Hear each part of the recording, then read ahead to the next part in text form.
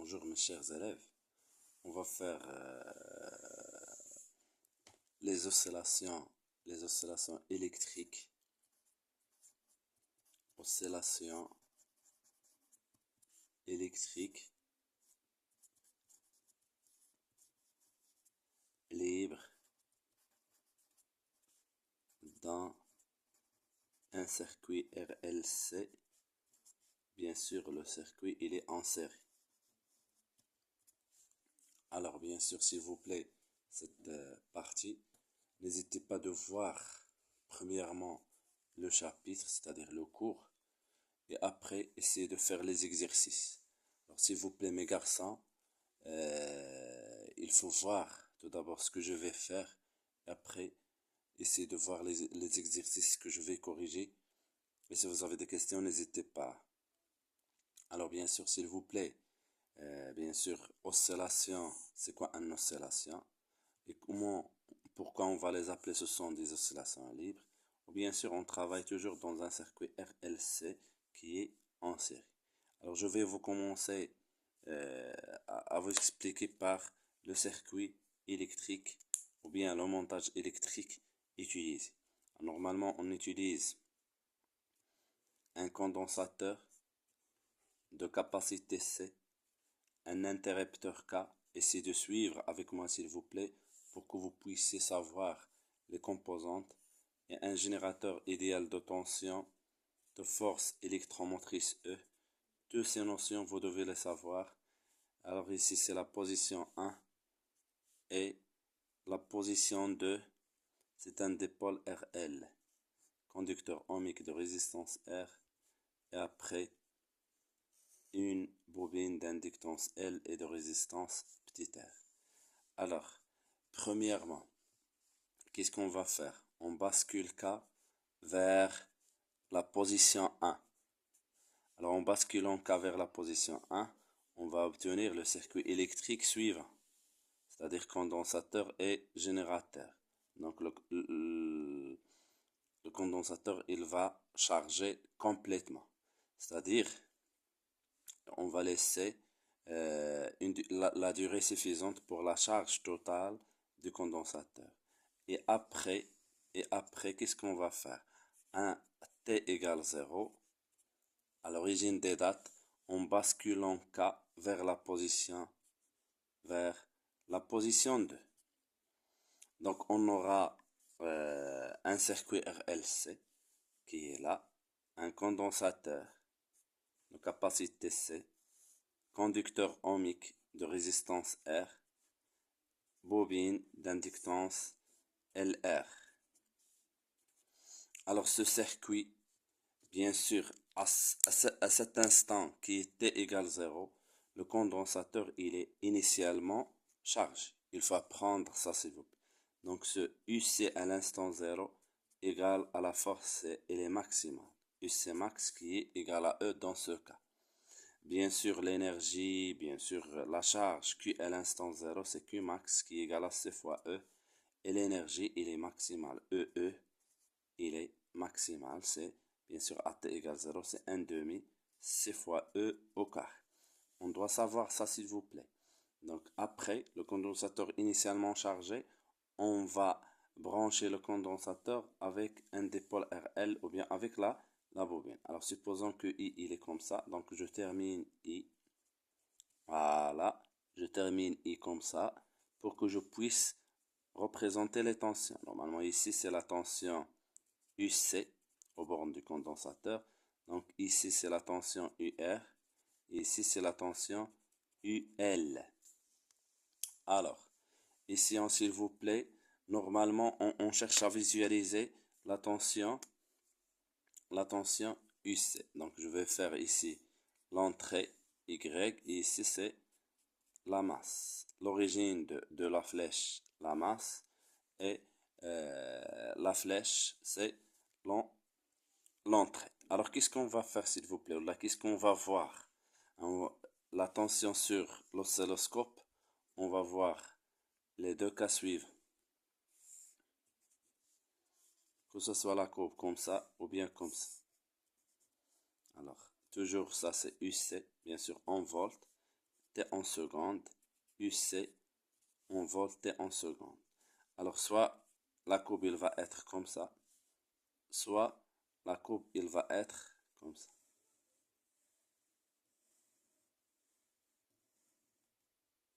Ainsi de suite. Normalement, cette valeur, c'est E.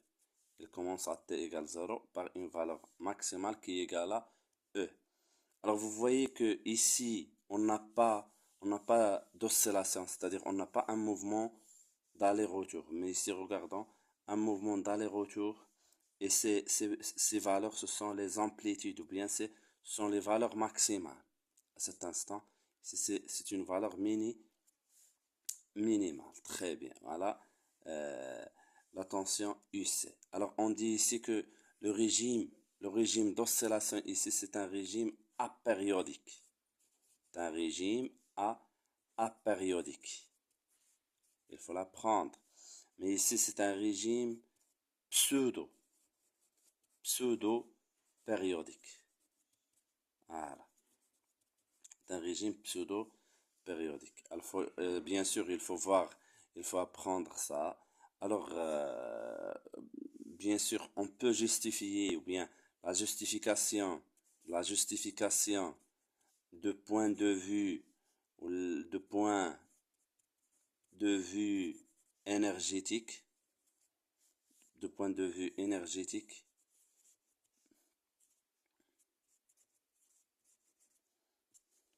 Donc, on dit ici, c'est quoi? À cause de quoi? À cause de la perte, justifiant à cause de la perte, ou bien la dissipation.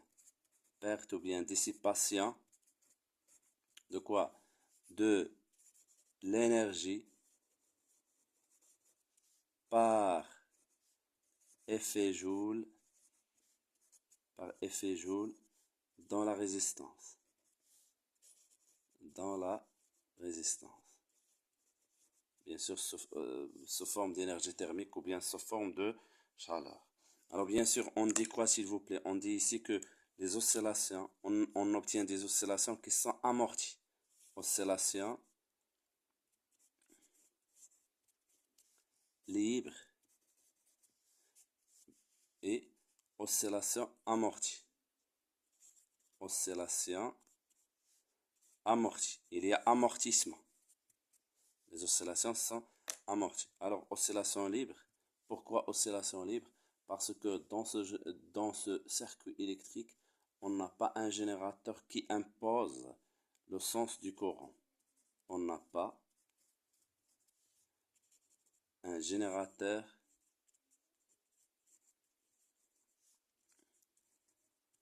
qui impose le sens du courant électrique I.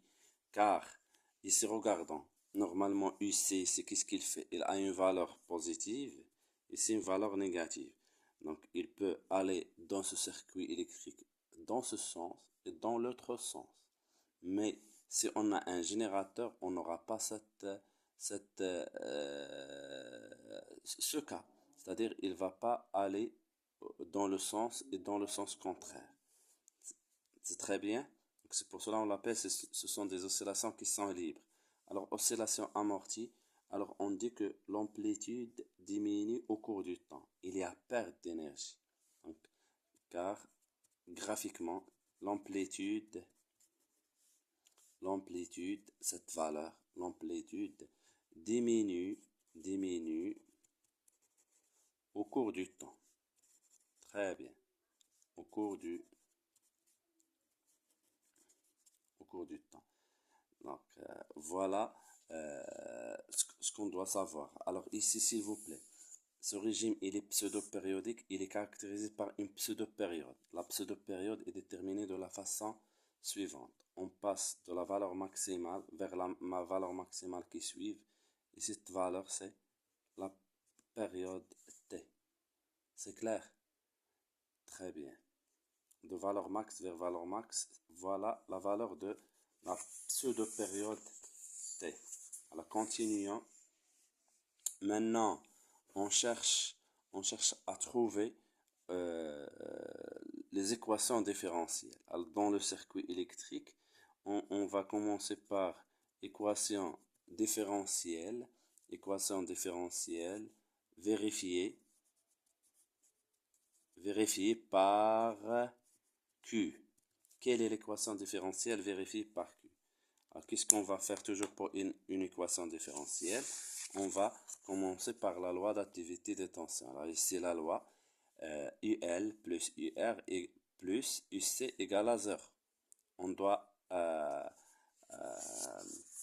respecter cet ordre. Pour nous faciliter la tâche, bien sûr, je vais écrire d'après la loi d'activité de tension.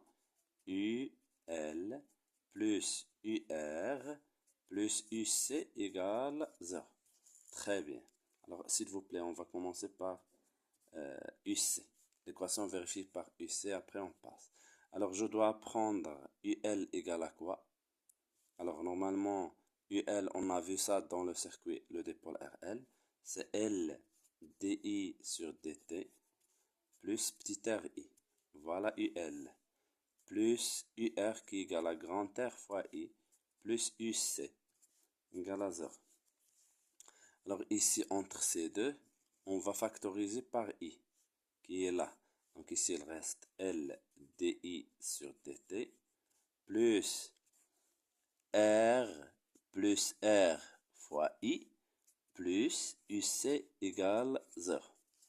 Bien sûr, en arrivant à ce statut ou bien ce niveau de développement, on doit savoir et on a, bien sûr, et on a I égale à C DUC sur DT.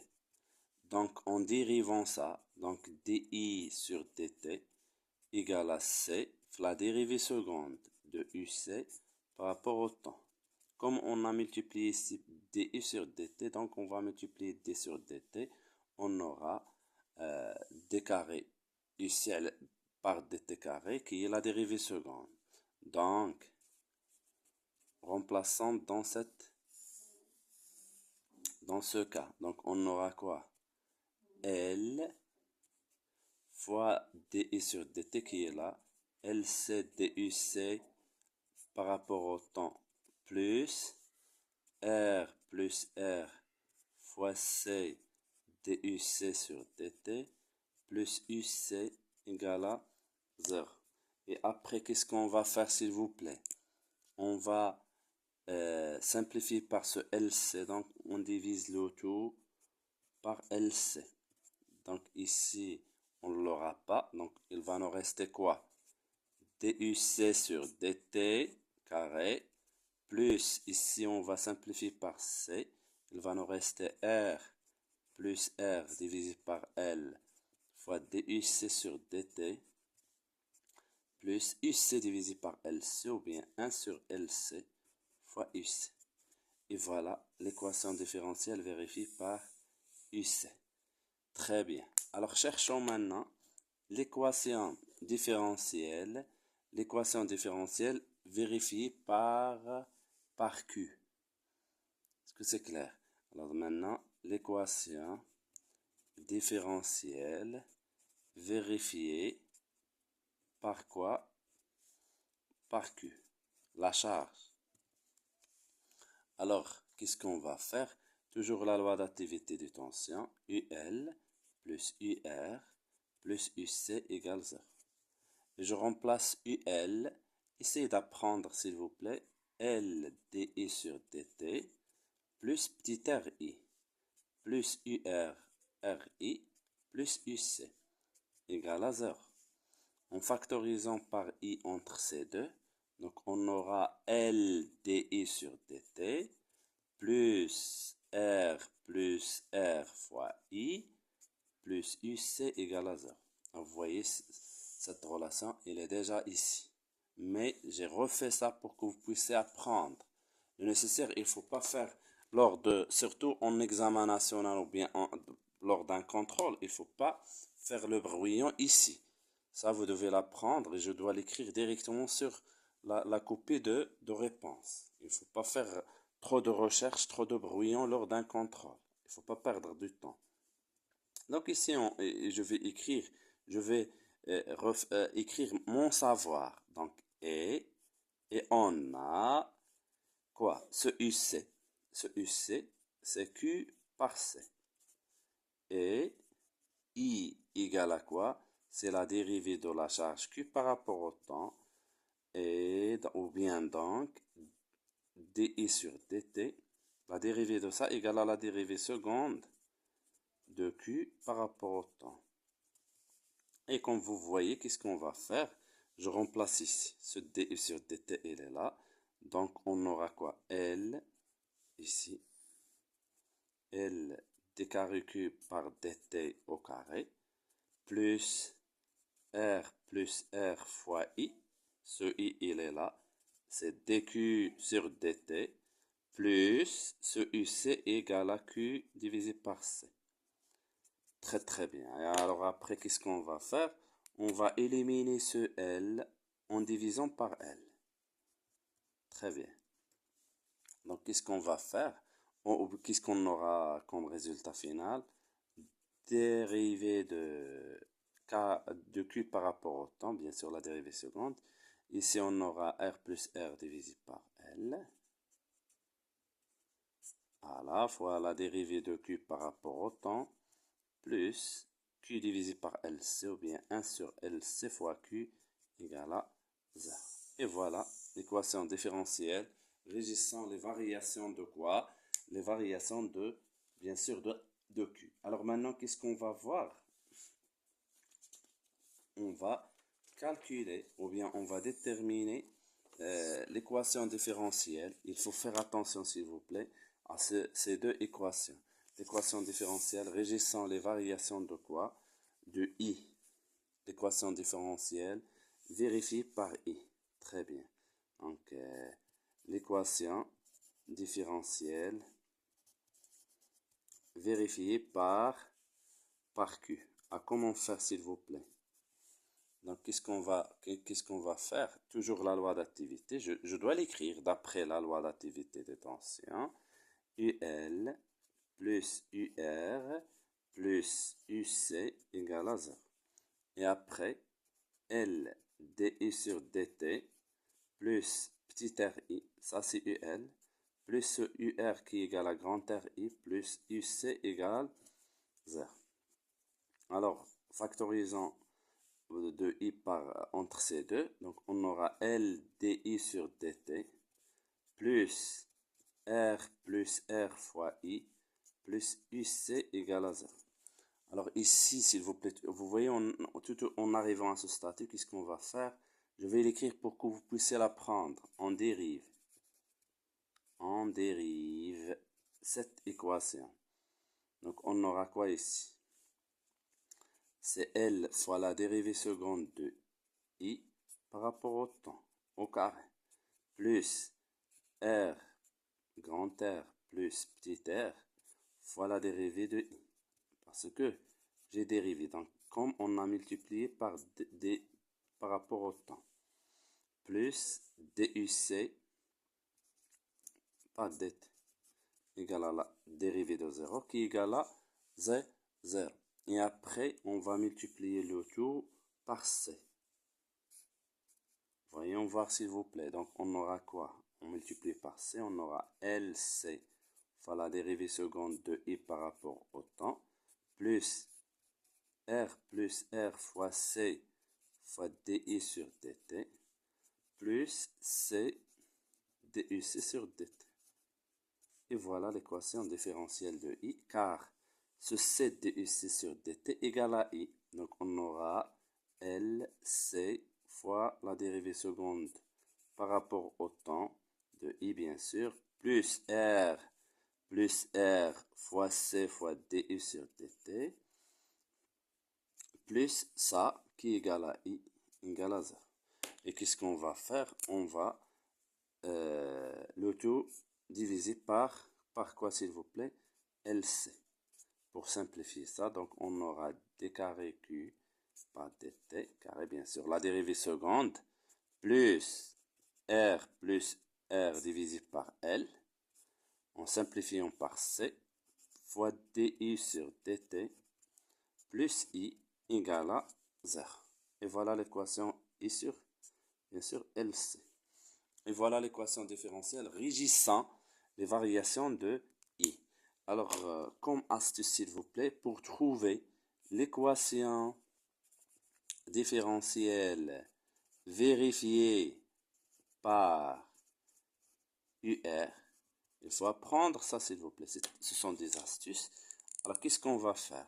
Je vais trouver, ou bien je vais faire toutes ces étapes pour trouver l'équation vérifiée par I.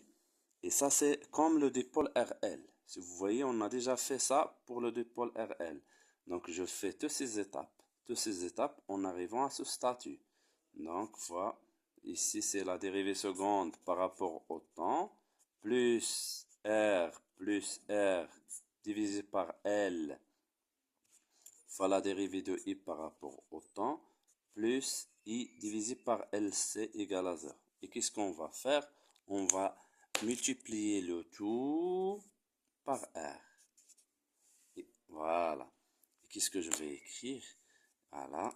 Suivez s'il vous plaît. Donc on aura ici, c'est la dérivée de I par rapport au temps, plus R divisé par L fois D de I sur dt, plus I par LC égale à 0 fois R qui égale à 0. Alors, voyons voir s'il vous plaît, on a multiplié par R. Donc ce R, ici RI, ici RI, ici RI. Et voyons voir que ce RI, c'est UR. Donc on aura la dérivée de UR par rapport au temps, plus R divisé par L fois la dérivée de UR par rapport au temps, plus UR divisé par LC égale à 0. Et voilà l'équation différentielle régissant les variations de UR. Alors s'il vous plaît, n'hésitez pas d'apprendre le cours. Et après, il faut passer à faire des exercices. Mais il faut savoir ça. Alors, dans la prochaine vidéo, on va voir l'étude. Ici, c'est une étude théorique. On va voir l'étude énergétique de dipôle RLC.